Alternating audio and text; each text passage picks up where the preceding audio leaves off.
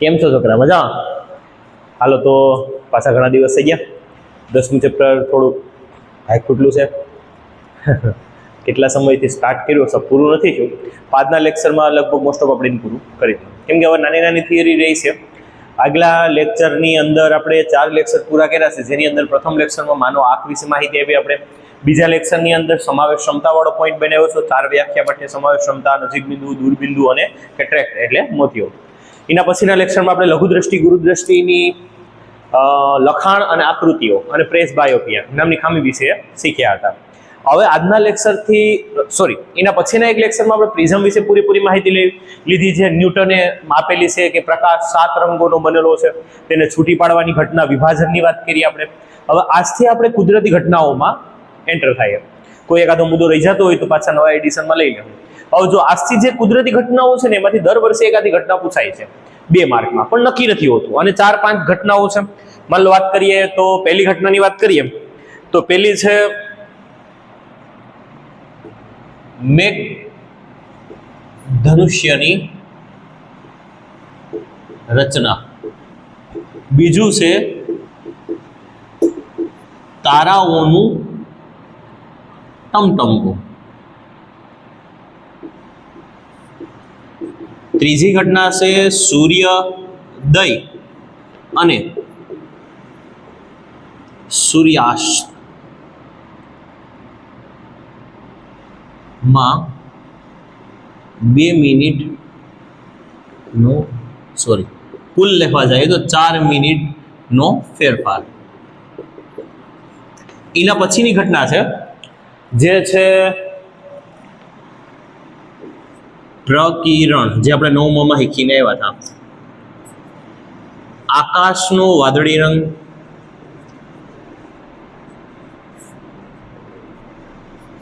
અને ભયજનક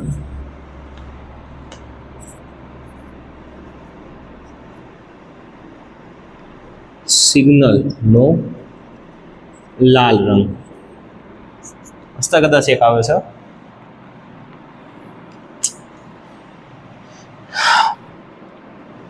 આમાં એક આવે છે ચંદ્ર પરના આકાશ નો રંગ. આના સિવાય લગભગ કોઈ મુદ્દા રહેતા નથી. આપણે વધારાના 1-2 મુદ્દા લેશું. આજે આ બધા મુદ્દાઓ પૂરા કરવાના છે એક લેક્ચરમાં. હાલો તો પહેલા થોડી માહિતી ભેગી કરી લઈએ, પછી જેમાં આકૃતિ આવે એમાં શીખીએ. લખાણ છે એવું નથી લખાવતો, કેમ કે ઓનલાઈન લેક્ચરની અંદર આપણે ટોપિકની વિશે માહિતી મળી એટલે ઘણું છે. અને લખાણ છે આમાં શું છે, અપેક્ષિતમાં આપેલા પોઈન્ટ છે. અપેક્ષિતમાં જે મુદ્દા તમને આપેલા છે એ જ મુદ્દા તમારી એકાદો પોઈન્ટ આગો પાછો કરીને લખવું પડશે. પણ એના જે મુદ્દા છે એ કેના ઉપર આધાર રાખે ને બધી મેથડ આપણે અહીંયા બોર્ડમાં શીખી લઈશું. એક પ્રક્રિયા શીખશું. પહેલા તો કઈ ક્રિયાઓ છે જો જરા. આમાં જે આ પ્રકાશનું તારાઓનું મેઘધનુષ્યની રચના છે, આ આપણે 3 ઘટના ઉપર આધારિત છે. વિભાજન, વક્રીભવન અને પરાવર્તન. આ બધા કરતા અલગ છે, અગત્યની છે એવું. પછી જે તારાઓનું ટમટમવું છે અને આ છે, આ બંને વાતાવરણીય વક્રીભવન પર આધારિત છે. વાતાવરણનું જે નાનું મોટું પળ હોય એમાં કઈ ફેરફારના કારણોસર જે થાય છે એના વિશેની માહિતી. અને આ 3 એક ઘટના છે, જે 3 પ્રકિરણમાં આવે. તો આપણે બધા ટોપિકોને એક કરીને શીખીએ. આ ઘટનાને સ્વતંત્ર શીખીએ, પછી બંનેને સાથે શીખીએ, પછી આ 3 સાથે શીખીએ. આના સિવાયની મરીચિકા અને લુમિંગ અસર શું છે, જૂની વિજ્ઞાનમાં માહિતી આવતી. પૂર્ણ આંતરિક પરાવર્તન શું છે એના વિશે થોડી માહિતી ભેગી કરીએ. બાકી લખાણ તમારી પાસે અપેક્ષિતમાં અસાઇનમેન્ટમાં તમને મળી જાય, નવનીતમાં મળી જાય, જે આ મુદ્દા ઉપર આધારિત હશે. એટલે લખાવતો નથી. જો તમને એવું લાગે કે આ અને આગલા લેક્ચરો ઘણા બધા એવા હોય કે જેમાં અમુક પ્રશ્નો મેં સ્કીપ કરેલા છે, કેમ કે પ્રશ્નનો એટલું બધું મહત્વ મારા મુજબ નથી એમ. લીથામાં મેં તમને જે લીથો સેન્ડ કરેલો છે 2026 નો લીથો આજના વિડીયોમાં કદાચ આવી જશે. તો મેં જે લીથો તમને સેન્ડ કરેલો છે એ લીથામાં આમાં ઘણા પ્રશ્નો તમને જોવા મળશે. એમાં તારાનું ટમટમવું મોસ્ટ ઓફ આ વખતે 2026માં પ્રશ્ન પૂછાયેલું છે. આમાંથી કદાચ તારાઓનું ટમટમવું પૂછાયેલું છે. તો આવો પ્રશ્ન આમાંથી વારંવાર આવે છે 2 માર્કના. પણ થોડા અટપટા પ્રશ્ન છે એટલે તમે લખાણમાં જોઈ લેજો. વધારે પૂરતો એ પ્રશ્ન નથી લખાવતો. એવું કોઈ લાગે તમને આ અથવા આગલા ચેપ્ટરમાં કે જો કોઈ મુદ્દો પાછું શીખવો હોય અથવા લખાણમાં શીખવું હોય કે સાહેબ આને થોડા ખેલા કરીને લખો તો કોમેન્ટમાં માહિતી આપી દેશો. ઓનલાઈન લેક્ચર વિશે એક વ્યક્તિએ થોડોક મેસેજ કરેલો હતો, કોમેન્ટ કરેલી હતી કે ઓનલાઈન લેક્ચરનો ટાઈમ આપો છે. હવે આમાં અમારા લેક્ચરનો ભાઈ કોઈ ટાઈમ છે નહીં. આ તો જ્યારે ફ્રી થાય તો શું છે કે આ 10માનો એક વખત સિલેબસ પૂરો થઈ જાય એ માટે કામ કરતા હોય એમ. આના પછીને આપણે 2.0 બેન્ચ શરૂ કરશું, ત્યાં જો સ્માર્ટ બોર્ડની વ્યવસ્થા થઈ જાય તેમાં કરશું, અથવા તો પછી આપણે એ લાઈવ બેન્ચ રાખશું, જેમાં આપણે એક સમય રાખશું કે જેમાં આપણે લાઈવ આપશું. અત્યારે વિશ્વયુદ્ધની જે તૈયારી હાલે એ પ્રમાણે એવું લાગે કે લાઈવ બેન્ચીસ થાય. તો જે હશે આપણે નવા ચેપ્ટરોમાં મળશું, જેની અંદર આપણે કંઈક સુવિધા કરશું. અત્યારે કંઈ ખોટી વાતો નથી કરવી. તો આપણે શરૂઆત કરીએ ટોપિકો, કેમ કે ઘણા બધા ટોપિકો છે, થોડાક સમયમાં શીખવાના છે. એક જ વિડીયો થોડોક મોટો થશે, એક જ વિડીયોની અંદર આ બધાને પૂરા કરવાના છે. તો બોર્ડ ઉપર ધ્યાન દેજો, ધ્યાન આમથી આમ ન થાય. હાલો તો શરૂઆત કરીએ. પહેલો ટોપિક મેઘધનુષ્યની રચના. મેઘધનુષ્ય છે ને જે આપણે આકાશમાં દેખાય છે એના મુદ્દા પર તમને આગળ બનાવી દઉં. મેઘધનુષ્ય છે એ 3 ઘટનાઓને આધારિત છે. તો આકૃતિમાં જરાક ધ્યાન આપજો. માન લો મેઘધનુષ્ય થવાનું મેઇન કારણ શું અને કઈ ઋતુમાં થાય છે. તમે જોયું હોય મેઘધનુષ્ય વધારે પડતી વર્ષા ઋતુમાં જ દેખાય છે, અથવા તો કોઈ જગ્યાએ એવું છે જ્યાં ગુજરાતીમાં ધોધ પડે છે, પાણીનો વોટરફ્લો નહીં, પાણીનો ધોધ પડે છે. તો નાથી જે પાણીના સૂક્ષ્મ ટીપાઓ વાતાવરણમાં ઉડે છે એમાં ઘણીવાર મેઘધનુષ્યની રચના થઈ શકે. ઘરે પકડી શકીએ આપણે કે ક્યાંય પાણીનો ફુવારા છાંટીએ છીએ, નળી દ્વારા પાણી આપણે છાંટીએ છીએ, જોઈને તમે આછોયો ફુવારો અને તીવ્રતાથી આકાશમાં ઉડાડો તો આપો તમને મેઘધનુષ્ય દેખાઈ શકે છે. પણ મેઘધનુષ્યની અમુક શરતો છે. આપણે શરતો છેલ્લે શીખીએ અને એના ટોપિક પહેલા શીખીએ. હાલો ધ્યાન દેશું. મેઘધનુષ્ય શું છે?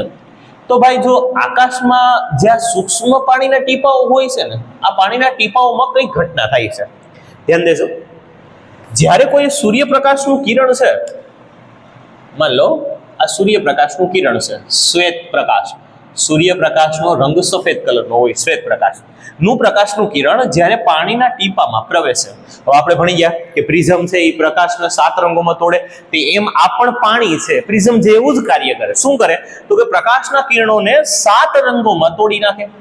એટલે આમાં શું થશે, અહીંયા 2 ઘટનાઓ તમને જોવા મળશે. એક તો આમાંથી 7 રંગોનું છૂટું પડવું, નીચેનો રંગ જાંબલી અને ઉપરનો રંગ રાતો. તો આ બિંદુ ઉપર તમને 2 ઘટના જોવા મળી. મહત્વની ઘટના છે વિભાજન અને મૂળ દિશાથી પ્રકાશ વળવો. પાતળા માધ્યમમાંથી ઘાટા માધ્યમમાં આવતા પ્રકાશનું કિરણ મૂળ દિશાથી સહેજ વળે છે. કોની તરફ? તો કે લંબ તરફ. આપણે ભણીને આવ્યા આગલા ચેપ્ટરમાં, અત્યારે કંઈ કામ નથી. હવે સૂર્ય આ સાઈડ છે તો આ સાઈડની જે સપાટી છે ને એ ઓટોમેટિક પરાવર્તિત બની જાય. હવે એવો પ્રશ્ન છે કેમ પરાવર્તિત બને ભાઈ? તો આપણે બધાને ખબર છે કે સૂર્ય તરફ કોઈ અરીસો રાખવામાં આવે તે પ્રકાશનું રિફ્લેક્શન કરે. આની પાછળ હવા છે અને આગળ સૂર્ય છે. તમે જોયું હોય સૂર્ય આ તરફ હોય, તમે પાણીના તળાવમાં નીચેથી જોવાનું ટ્રાય કરો તો માથેની સપાટી પાણીની જ છે, પણ તમને લાગે કેવું કે સૂર્યનું પ્રતિબિંબ બને છે. પાણીમાં અરીસા જેવું કેમ કાર્ય થયું? તો એ કુદરતી ઘટના છે કે જ્યારે સૂર્યના રિફ્લેક્શન કોણમાં તમે ઊભા હોય, પ્રકાશના કિરણો આવે છે એના કોણમાં ઊભા છે, તો પાણી છે એ પ્રકાશનું શોષણ પણ કરે, વિભાજન પણ કરે, પ્રકિરણ પણ વક્રીભવન પણ કરે અને સાથે અમુક ટકા પ્રકાશનું રિફ્લેક્શન પણ કરે. જો સૂર્યના એંગલમાં હોય તો. હવે અત્યારે આપણે અહીંયા ઊભા છે તો આપણે પરફેક્ટ સૂર્યના એંગલમાં છે. તો સૂર્યનો આ જે સપાટી છે આને બોલવામાં આવે પરાવર્તક સપાટી. આ સપાટી ઉપર પ્રકાશના કિરણો પડશે, આર પાર નહીં નીકળશે, પરાવર્તન પામીને સામે આવશે, કેમ કે સૂર્યની એક્ઝેક્ટ સામે છે.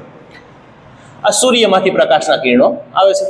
હાલો તો હવે આ પ્રકાશના કિરણોનો 7 રંગોમાં વિભાજન તો થઈ ગયું, અહીંયાથી થશે એનું પરાવર્તન. તો તમે આ પ્રકાશના કિરણોને સીધા અહીંયા સુધી ખેંચી લો કે ભાઈ આ પ્રકાશના કિરણો છે એ આ તરફ થોડુંક ક્રોસ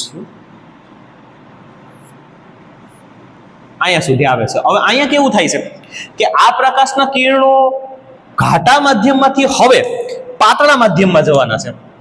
ઘાટા માધ્યમમાંથી પાતળા માધ્યમમાં જવાના છે. તો સહેજ લંબથી દૂર જાય. આપણે ભણ્યા હતા તો આપણે કઈ લંબથી દૂર મોકલવાની જરૂર નથી, બસ આને સેજા મારી દેવાના કે આ પ્રકાશના કિરણોનું ફરી પાછું વક્રીભવન થાય છે. અને કોઈ એક જગ્યાએ જ્યાં તમે ભેગા કરો, મેં વહેલા ભેગા કરી દીધા,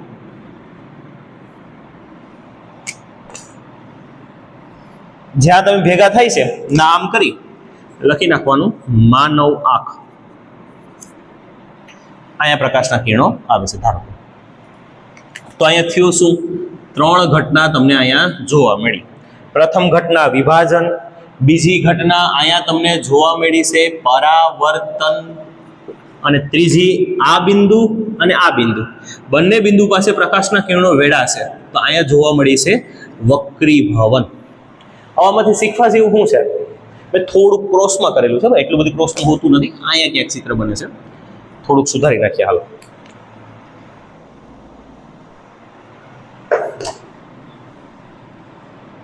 બહુ નીચે વ્યૂ જાય તો થોડોક આપણે એક નિયમ છે ને ખોટો પડે. હા, તો સહેજ વક્રીભવન થાય છે.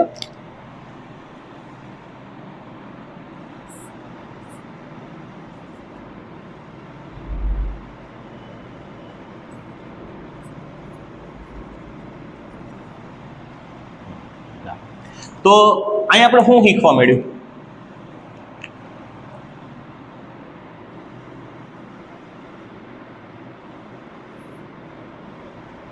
અહીંયા હું શીખવા મળ્યું કે ઘણી વખત કુદરતમાં જ આવું થઈ જાય છે.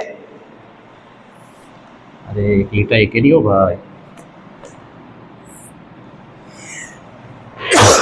આનું વિરેત ખરાબ લાગે.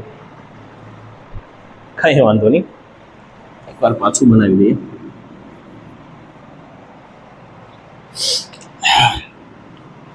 बड़े बड़े तो डायलॉग आवड़े हो बड़े बड़े देशों में होती है भाई.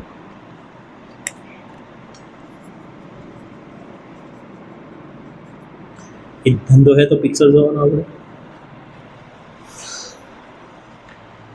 देखाई तो से ना, एक बड़े बड़े देशों में छोटी छोटी बातें हो जाती ने. हाल तो હવે હું આપણે એ જોવા મળ્યું કે ત્રણ ઘટના આપણે જોવા મળી. પ્રથમ સપાટી ઉપર પ્રકાશનું વિભાજન જોવા મળ્યું, બીજી સપાટી ઉપર પ્રકાશનું પરાવર્તન જોવા મળ્યું, અને અહીંયાથી વક્રીભવન. જો કે અહીંયા પણ વક્રીભવન થયું છે ને અહીંયા પણ વક્રીભવન, બે જગ્યાએ વક્રીભવન જોવા મળ્યું છે. અને આમાં એક વસ્તુ તમે શીખવા જેવું શું છે કે જો સૂર્ય આ તરફ છે અને હું આમ ઊભું આ દિશામાં, તો મને પ્રકાશના 7 રંગો છૂટા થઈ ગયેલ દેખાય. જો હું સૂર્ય તરફ મુખ રાખીને ઊભું તો મને પ્રકાશના કિરણો આવતા નથી, મને દેખાતા નથી. તો પહેલો મુદ્દો, આમ તો છેલ્લો મુદ્દો લખવાનો છે આપણે. છેલ્લો મુદ્દો આમાં લખવાનો આવશે કે મેઘધનુષ્ય હંમેશા સૂર્ય તરફ પીઠ રાખતા દેખાય છે. હાલ મુદ્દા બનાવવા હોય તો આપણે થોડીક માહિતી આપવાની કે જ્યારે વર્ષા ઋતુ દરમિયાન અવકાશમાં પાણીના સૂક્ષ્મ ભેજના ટીપા હોય છે, એમાંથી સૂર્યપ્રકાશનું કિરણ પસાર થતા પ્રકાશના કિરણનું 7 રંગોમાં વિભાજન થાય છે. આ પાણીના ટીપામાં પાછળની બાજુને પરાવર્તક સપાટી કહે છે. બીજો મુદ્દો, જેમાંથી પ્રકાશનું પરાવર્તન થઈ અને પ્રકાશના કિરણો સૂર્યની દિશામાં ગતિ કરે છે. બાહ્ય સપાટી ઉપર પ્રકાશનું વક્રીભવન થઈ માનવ આંખમાં પ્રકાશના કિરણો પ્રવેશે છે. 2 મુદ્દા કે 3 મુદ્દામાં આ મુદ્દા પૂરા કરવાના. પાછો ન બોલ્યું હોય, સમજાણું ન હોય તો રિવાઇઝ કરીને જોઈ લેજો. વિડીયોમાં એ ખાસિયત છે, ક્લાસરૂમમાં શિક્ષક એકવાર બોલી જાય પછી રિવિઝન કરે નહીં તો તમે ગયા, પણ આમાં એ થઈ શકે એમ. થોડોક રિવાઇઝ કરીને જોઈ લેજો.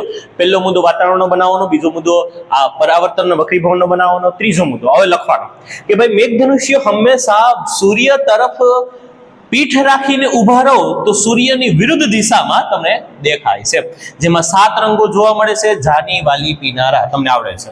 હવે છેલ્લો મુદ્દો બનાવવાનો ગૌણ મેઘધનુષ્ય. આ શું છે? આ ઘણી વખત જૂની વિજ્ઞાનની અંદર આનો ઉલ્લેખ થતો, ગૌણ મેઘધનુષ્ય. જો ગૌણ મેઘધનુષ્ય છે ને, ઘણી વખત એક સાથે આકાશમાં 2 મેઘધનુષ્ય દેખાય તો બીજા મેઘધનુષ્યને ગૌણ કહેવાય. હવે ગૌણ એટલે શું? હવે સમજી લો. આપણું જે મેઘધનુષ્ય છે ને, એમાં નીચેનો રંગ જાંબલી હોય છે અને ઉપરનો રંગ રાતો હોય છે. તો હવે ગૌણ મેઘધનુષ્ય એટલે આમ નહીં બને, ઊંધું નહીં બને, આવું જ બનશે, આ રીતનું જ બનશે રેબો. પણ એમાં નીચેનો રંગ રાતો હોય છે અને ઉપરનો રંગ જાંબલી હોય છે. આને બોલવામાં આવે ગૌણ મેઘધનુષ્ય. આવું ક્યારેક ક્યારેક જોવા મળે. જો કે મેઘધનુષ્ય પર ક્યારેક ક્યારેક જોવા મળે. હવે તો આપણે મોબાઈલમાં ગૂંથી ગયા, ઊંધું ગાલીને જાય શું જોતા જ નથી. તો હવે આ પણ નથી દેખાતું કે આપણે ક્યાંય ફરવાનો શોખ છે નહીં એમ. બાકી કંઈ ઘણી જગ્યાએ ચોમાસા દરમિયાન તો દેખાય છે, પણ ઘણી જગ્યાએ આવા ધોધ પડતા હોય પાણીના, તો એમાં પણ તમને આ જોવા મળે છે. તો બસ મેઘધનુષ્યના 4 મુદ્દા બનાવવાના છે. વર્ષા ઋતુ દરમિયાન સૂર્યપ્રકાશના કિરણો જ્યારે પાણીના સૂક્ષ્મ બિંદુમાંથી પસાર થાય છે તો 7 રંગોમાં વિભાજન પામે છે, જેને વિભાજન પામીને મેઘધનુષ્યની રચના કરે છે. બીજા મુદ્દાની અંદર લખવાનું પાણીના ટીપામાં અંદરની સપાટીને પરાવર્તક સપાટી કહે છે, સૂર્ય સામેની સપાટીને. જેમાં પ્રકાશનું પરાવર્તન પામી અને વક્રીભવન થઈ માનવ આંખ સુધી પ્રકાશ પહોંચે છે. મેઘધનુષ્ય હંમેશા સૂર્ય તરફ પીઠ રાખતા અથવા તો સૂર્યની વિરુદ્ધ દિશામાં દેખાય છે. એના પછી ચોથું મુદ્દો, ઘણી વખત એક સાથે આકાશમાં બે મેઘધનુષ્ય દેખાય છે, જેમાં બીજા મેઘધનુષ્યને ગૌણ મેઘધનુષ્ય કહે છે, જેના રંગ ઉલટાયેલા હોય છે. જાનીવાલી પીનારા, તો આમાં રાતો રંગ નીચે આવશે, જાંબલી ઊંચો આવશે. હાલો, તો આ મુદ્દામાં એટલું હતું. એકવાર સ્ક્રીનશોટ લેવો હોય આકૃતિનો લઈ લો. આકૃતિ અગત્યની છે. 3 માર્કનું મેઘધનુષ્ય પહેલાના પરીક્ષામાં બહુ પૂછાતું. એ સમયે આકૃતિની સાથે આ 4 મુદ્દા બનાવવાના હોય, તો 4 મુદ્દાના 2 માર્ક, આકૃતિના 2 માર્ક, ટોટલ આપણા માટે 4 માર્કનો પ્રશ્ન થયો. હાલો, ચેક હો ભાઈ, સ્ક્રીનશોટ લઈ લેજો.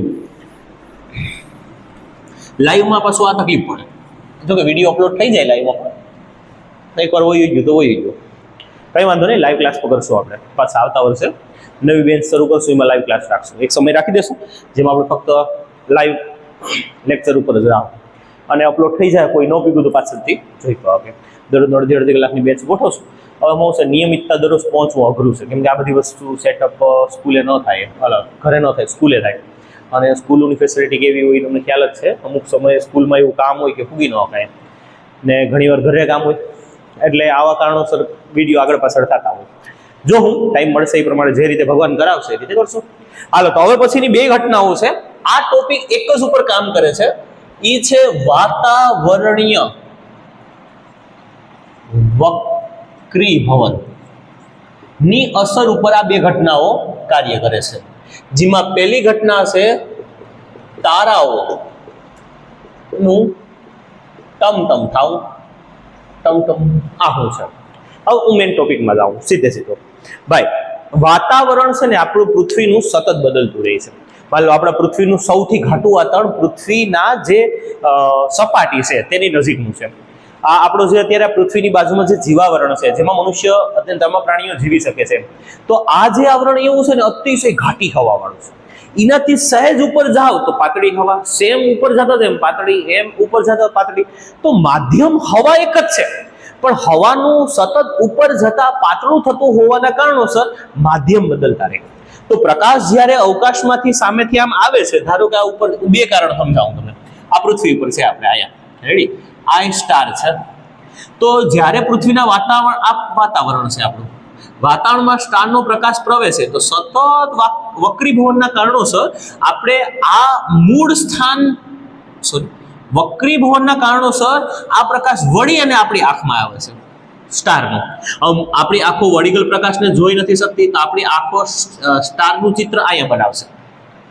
હવે વાતાવરણ સતત બદલતું રહે, કે સ્થિર તો હોતું નથી, ઘાટું સતત હવા બદલતી રહે, વાતાવરણ બદલતું રહે. તો એક વખત જ્યારે ઘાટું વાતાવરણ થશે અથવા પાતળું થશે, ત્યારે તમને સ્ટાર એક વખત અહીંયા દેખાશે, એક વખત અહીંયા દેખાશે, એક વખત અહીંયા દેખાશે, એક વખત અહીંયા દેખાશે.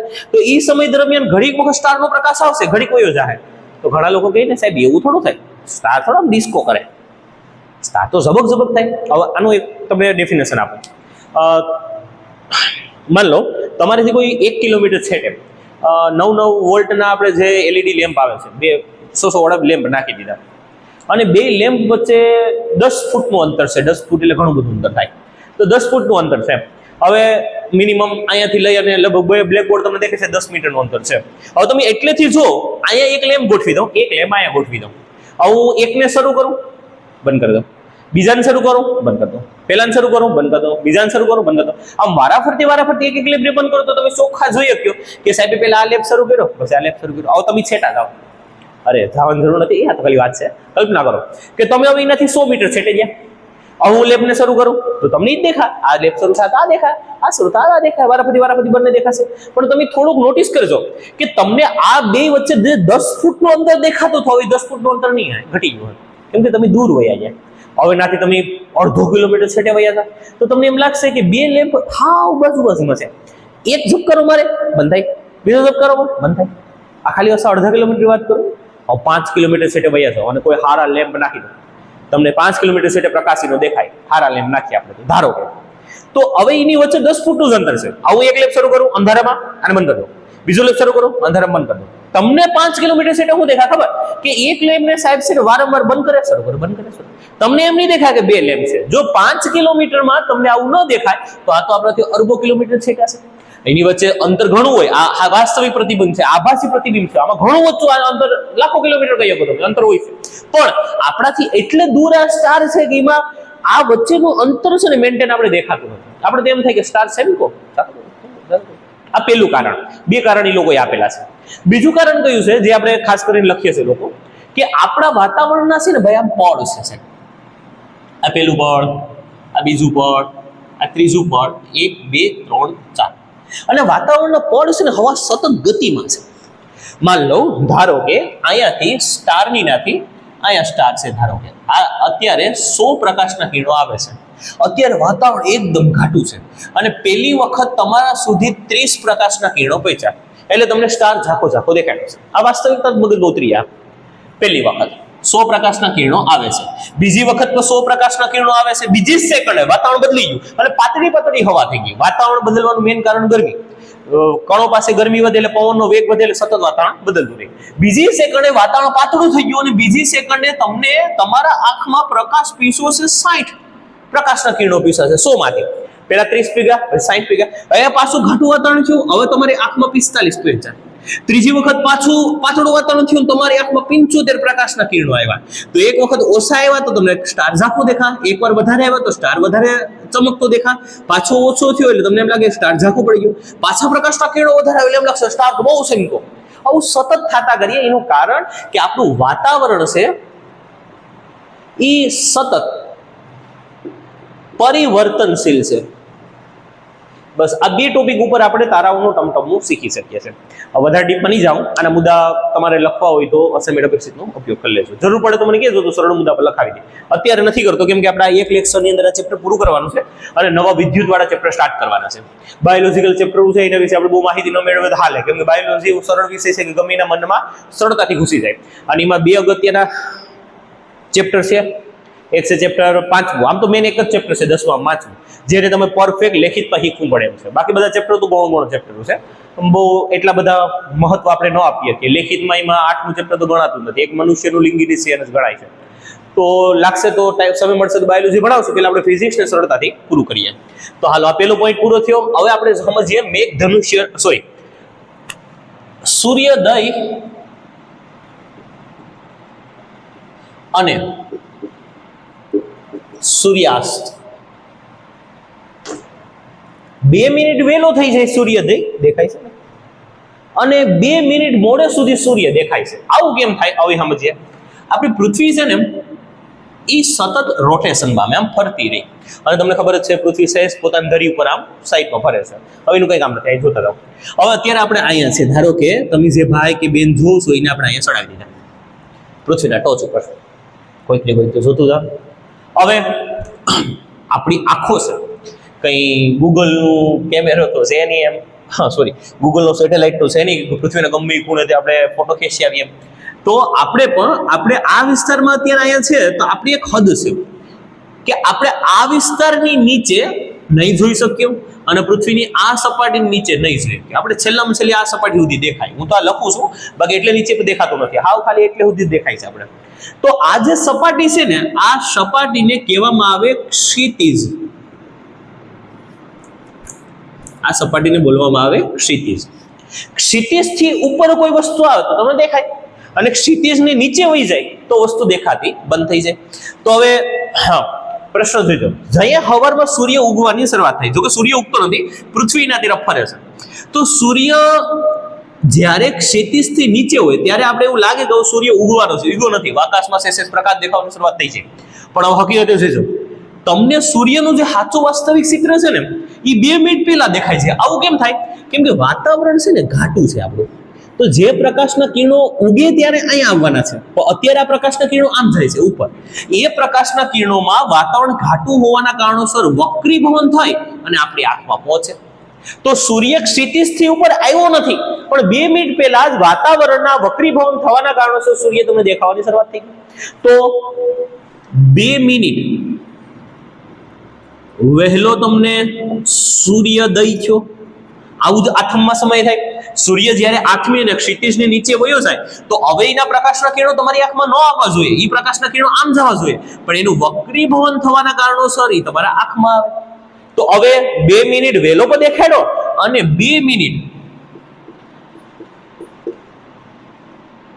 વધુ અથવા મોડે સુધી સૂર્ય દેખાશે. ક્યારે? તો કે ભાઈ સૂર્યાસ્ત સમય. તો આમ 2 મિનિટ પહેલા, 2 મિનિટ પહેલા, 2 મિનિટ પછી, તો ટોટલ 4 મિનિટનો આપણે ગેપ પડ્યો એક દિવસમાં. આમ તો આપણે દિવસ 23 કલાક અને 56 મિનિટનો હોય છે એક દિવસ. 4 મિનિટ હોતી જ નથી. હવે આપણો કાંટો કઈ 4 મિનિટ કઈ ઘડિયાળના કાંટામાં ઠેકાણો તો નથી મારતો કે એને 56 બી હું કરતો ઠેકાણો મારી વયો ગયો. પણ એ 4 મિનિટ આપણો દિવસ એટલો નાનો જ છે, પણ તો 4 મિનિટનો આપણે ગેપ દેખાતો નથી. એનું કારણ છે આ સૂર્યની કળાઓ. સૂર્ય 4 મિનિટ મોડે વહેલો 2 મિનિટ વહેલો દેખાવાની શરૂઆત થઈ જાય, 2 મિનિટ મોડે સુધી દેખાય, તો આખા દિવસમાં 4 મિનિટનો સૂરજ દાદા ગપલો કરી નાખે. હવે 4 મિનિટનો એ ગપલો કરે, એ વધતું વર્ષમાં 6 કલાક થઈ જાય, 6 કલાકની આસપાસનો સમય થઈ જાય. અને પછી એ 4 વર્ષે એક દી બની જાય, જેને આપણે લીપ વર્ષ કહીએ. એમ આપણી ખામીઓનું કારણ શું થાય છે? તો કહેવાનો અર્થ કે આજે સૂર્ય 2 મિનિટ વહેલો દેખાય ને 2 મિનિટ મોડે સુધી દેખાય, એનું મેન કારણ કોણ છે? વાતાવરણીય વક્રીભાવ. આ બોર્ડમાં અઢળક વખત MCQમાં પૂછાય ગયું કે નીચેનામાંથી કઈ ઘટના વાતાવરણીય વક્રીભવનની છે?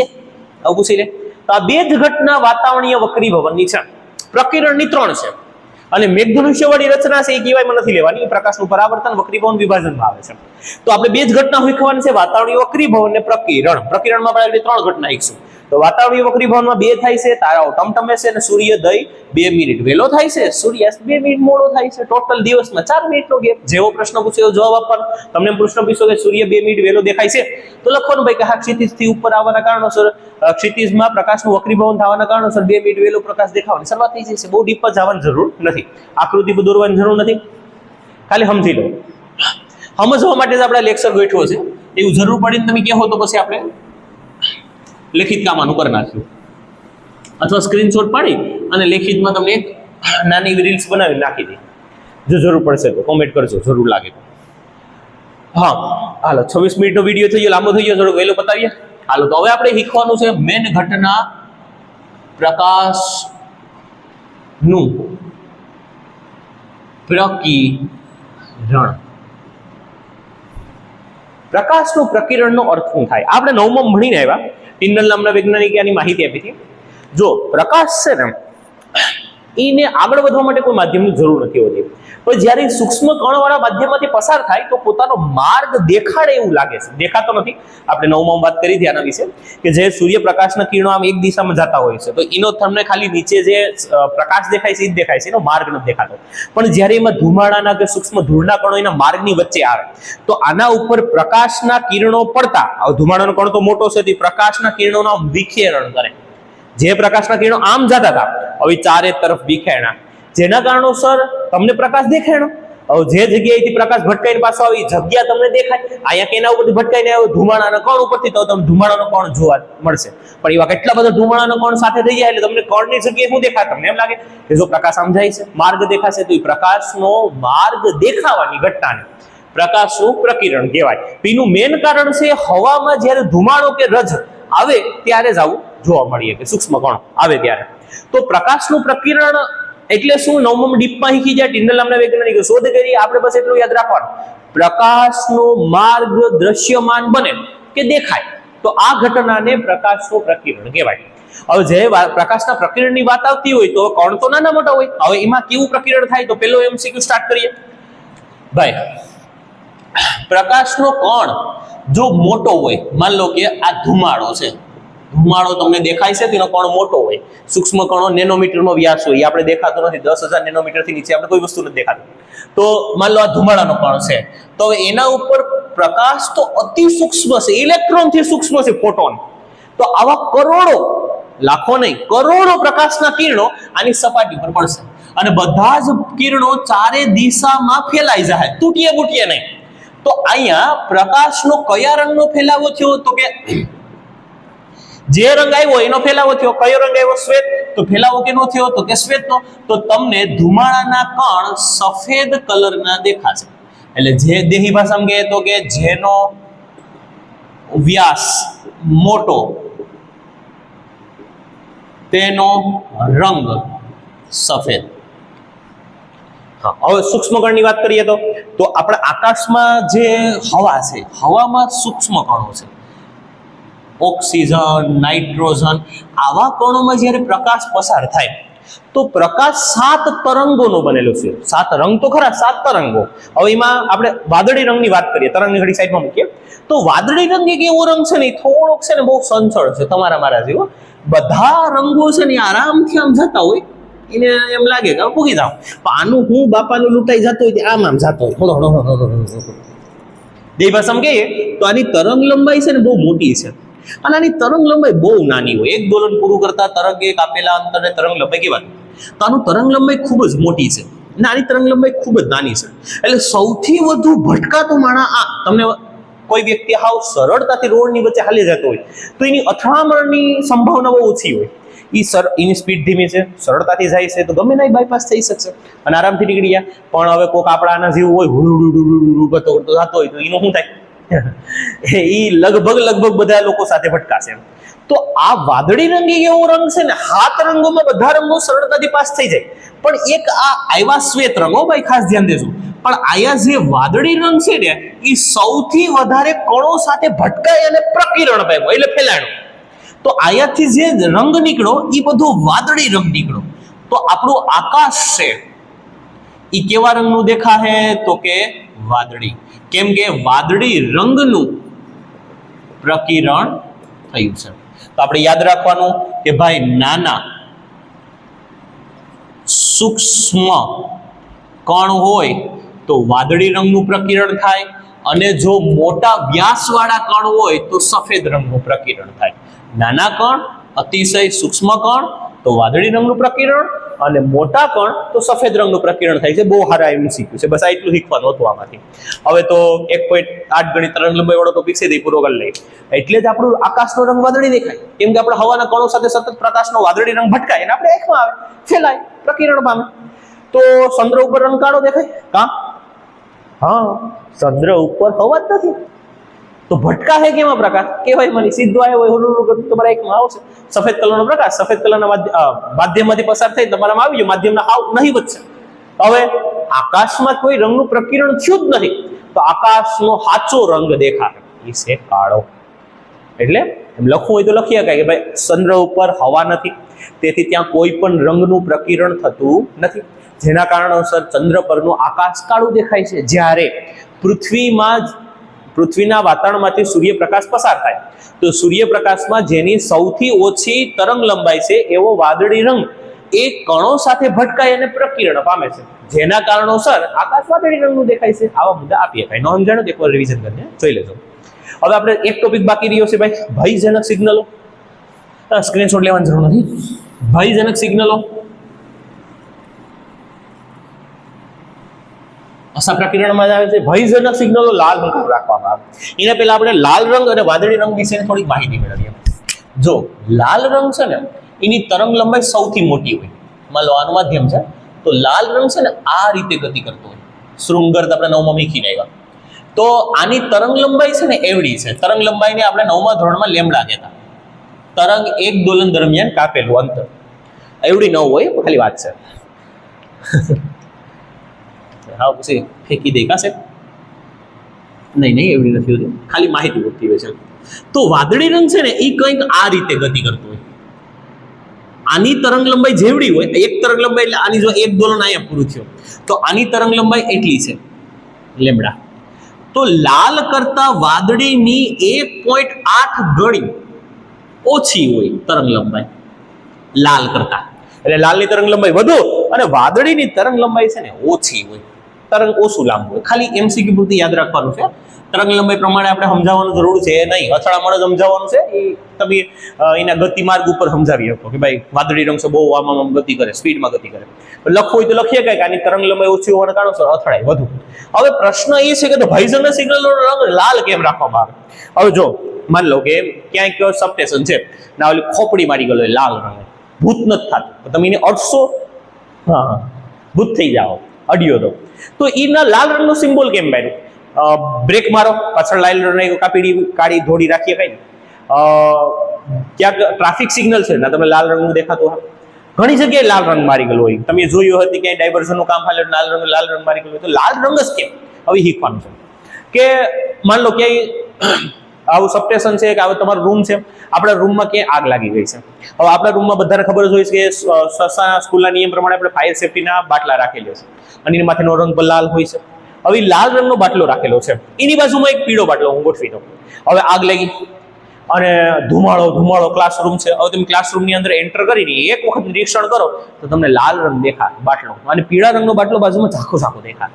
લાલ રંગ એના કરતા સારો દેખાશે. જઈએ પણ એકદમ ધુમ્મસ હોય તો એ તમને સૌથી વધારે દેખાતો રંગ લાલ હોય.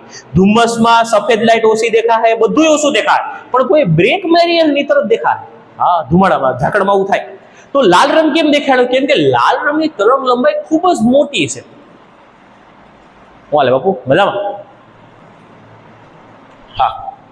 હા તો ભાઈ આપણે શું વાત કરતા હતા કે તરંગ લંબાઈની વાત કરતા હતા. તો તરંગ લંબાઈ લાલ રંગની છે ને ખૂબ જ વધારે છે. લાલ રંગ આ રીતે ગતિ કરતું હોવાના કારણોસર આગળ હું તમને વાત કરું. માન લો કોઈ એક માણસ આમ જાય છે અને એક માણસ કરતું જાય છે. વચ્ચે હું આમ 2 કણ ગોઠવી દઉં, 3 કણ 4 કણ ગોઠવી દઉં, તો તમને પરફેક્ટ સમજાઈ જાય કે કઈ વસ્તુ. એક બેનું આપણે કંપ વિસ્તાર સેમ રાખીએ. એક આમ કરતું જાય છે, કંપ વિસ્તાર આનો જેટલો છે એટલો જ આનો રાખીએ. તો તમને આમાં જોવા મળશે કે લાલ રંગ ના કણો કદાચ આમાં વચ્ચે 4 ની 400 રાખી દઉં ને તો એક આધો ભટકાશે. પણ વાદળી રંગની આ રીતની ગતિ હોવાના કારણોસર સૌથી વધારે અથડાશે વાદળી. હવે માની લો સામે બાટલો છે, આ મારી વચ્ચે 10 ફૂટનું અંતર છે અને વચ્ચે એકદમ ધુમાડો છે. હું અહીંથી દરવાજો ખોલીને એન્ટર થયો. હવે નાથી વાદળી રંગ અને લાલ રંગ બેના સિલિન્ડર છે. તો વાદળી રંગનો પ્રકાશ નીકળશે, એની ગતિ એવી છે ને કે ધુમાડાના કોણો સાથે ભટકાઈ વિખેરાય છે. તો હું તો એનાથી 10 ફૂટ છેટે છે, મારા સુધી તો વાદળી રંગ પૂગી જ નહીં. મને એમ જ લાગે બાટલો છે જ નહીં, ધુમાડો છે. પણ લાલ રંગની ગતિ કેવી છે? આ રીતની ગતિ છે. તો ઈ લાલ રંગના 100 પ્રકાશના કિરણો નીકળ્યા, કદાચ એમાંથી 70 80 અથડાઈ ગયા, પણ 20 પ્રકાશના કિરણો એવા આવે કે જે મારી આંખ સુધી પહોંચશે. અને આંખ સુધી 20 પ્રકાશના કિરણો પહોંચ્યા એટલી મને વસ્તુ દેખાય. બ્રેકબારી અતિશય ધુમ્મસ છે, એ સમયે બ્રેકમાંથી નીકળતા લાલ રંગના પ્રકાશના કિરણો કદાચ તમારાથી ભલે વાહન દૂર છે અને ધુમાડો વધારે છે, ધુમ્મસ વધારે છે, પણ એમાંથી અંતર કાપી અને તમારા સુધી પહોંચશે. એટલે તમને બ્રેક મારી એવો દેખાશે. હવે એની જગ્યાએ વાદળી કે પીળી લાગે તો એક્સિડન્ટ થઈ જાય પછી દેખાય કે હા કદાચ તો બ્રેક મારી ત્યાં પૂરું થઈ ગયું. એટલે ભયજનક સિગ્નલો છે, આકાશનો લાલ ભયજનક સિગ્નલો છે, આવી ઘણી બધી જગ્યાએ રંગ છે લાલ રાખવામાં આવે. સૂર્ય ઉદય અને સૂર્યાસ્ત સમયે જે લાલ રંગ થાય છે એ અલગ છે કે પ્રકાશના કિરણો એ પછી સમજી લો. આ પ્રકાશના કિરણો અત્યારે સૂર્ય ક્ષિતિજથી નીચે વયા ગયા, તો પ્રકાશના 7 જે પ્રકાશના કિરણો નીકળે છે એમાંથી પણ સૌથી વધારે લાંબુ અંતર કાપીને આપણા સુધી પૂગવા વાળો રાતો રંગ છે, અથવા તો આકાશમાં ફેલાવવા વાળો રાતો રંગ છે. કેમ કે એ અથડાયો છે તો સૌથી વધારે દેખાવ વાળો રાતો રંગ છે. એટલે રાતના સમયે લાલ રંગનો આકાશ તમને દેખાય છે, અથવા સૂર્યોદય છે. પેલા આના વિશે પછી ક્યારેક વાત કરશું ડીપમાં. અત્યારે ઉતાવળમાં છે, આપણે લેક્ચર વધારે લાંબુ થઈ ગયો. તો કહેવાનો ભાવાર્થ એટલો હતો આ ચેપ્ટરમાં કે ભાઈ આ છેલ્લી બધી ઘટનાઓ છે એ બધી ટૂંકી ઘટનાઓ છે, જેને તમે એકવાર વાંચી લો અને તમને માહિતી તમારા મગજમાં એકવાર ઉતરેલી હોય તો એ વાત પૂરી થઈ જાય. તો તમારી તે એક વખત આ પ્રશ્નોને રિવિઝન કરજો, લેખિતમાં પ્રશ્ન નવનીત અથવા અપેક્ષિતનો સહારો લેજો, અને જો ન આવડે તો મને કહેજો. તો આના શોર્ટ ફોર્મ લખી અને ફોટાનું એક PDF બનાવી અને અપલોડ કરી દઈએ, અથવા તો ફોટાની એક રીલ્સ બનાવીને અપલોડ કરી દઈએ, જેની અંદર પ્રશ્ન લગભગ બધા આવી જાય. એવું લાગશે તો કરશું. હાલો, અત્યારે બસ આ ખાલી મેથડને સમજવાની હતી. જરૂર પડશે તો આપણે પાછા આવતા વર્ષે લાઈવ લેક્ચરો કરશું, જેની અંદર બધું વસ્તુ ડીપમાં લખીને સમજાવશું. હાલો તો મેડમ અસ્તુ, જય ભગવાન. આજનો લેક્ચર ફ્રી ઓફ લેક્ચર હતો, એ બધું વધારે વર્ક નથી. નવા લેક્ચરમાં મળીએ. સૌથી અગત્યના લેક્ચર વિદ્યુતમાં. અસ્તુ, જય ભગવાન.